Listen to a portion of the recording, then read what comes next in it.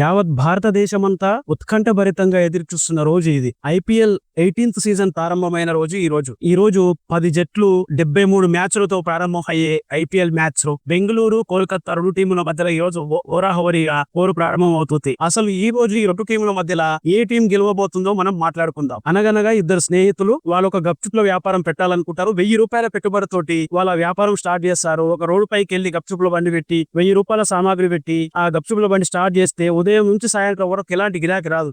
వాళ్ళలో ఒకరికి బాగా ఆకలిస్తుంది. అప్పుడు వాడు ఏం చేస్తాడు, జేబులో చూసుకుంటే ఒక ₹10 మాత్రం తన జేబులో ఉంటాయి. ఆ ₹10 కూడా ఎలాగో మా షాప్ గిరాకీ రాలేదు కదా, పక్కంతా ఖర్చు పెట్టడం ఎందుకు అని చెప్పి వాన్ షాప్ లోనే ఆ ₹10 గిరాకీ చేసి గప్చుప్పులు తింటాడు. తర్వాత రెండో వంట ఆకలిస్తుంది. ఆ గల్లలో ఉన్నటువంటి ఆ ₹10 వాడు తీసుకొని వాడు ₹10 గప్చుప్పులు తింటాడు. తర్వాత మొదటోడు, తర్వాత రెండోడు, ఇలా సాయంత్రం వరకు మొత్తం ఆ గప్చుప్పుల బండిలో ఉన్న ₹1000 సరుకు మొత్తం వాళ్ళిద్దరే తింటారు. ఈ రోజు ఐపీఎల్ లో కూడా ఎవరు గెలుస్తారు, ఎవరు ఓడతారు, కోర్లో ఎవరు 6 కొడతారు, ఎన్ని 6 కొడతారు, ఇలా బెట్టింగ్ వేసుకుంటూ పోతే 10 సార్లలో ఒక్కసారి మాత్రం నీకు లక్క తగలవచ్చు, కానీ 9 సార్లు ఈ డబ్బులు పోతూనే ఉంటాయి. ఈ కథలో జరిగిన విధంగానే చివరికి మనం సాధించేది ఏముండదు, కోల్పోవడమే ఉంటది. కాబట్టి ఏ వ్యక్తి కూడా బెట్టింగ్లకు దూరంగా ఉంది, ఎలాంటి బెట్టింగ్ లేకుండా మ్యాచ్ లాగా హ్యాపీగా ఆస్వాదిస్తూ క్రికెట్ ని చూస్తే వాళ్ళందరూ హ్యాపీగా ఫీల్ అయితే 73 రోజులు ఎలాంటి టెన్షన్ లేకుండా మీరు ఈ ఐపీఎల్ ఎంజాయ్ చేసినట్టయితే ఈ ఐపీఎల్ సీజన్ లో మీరే విజేతలు.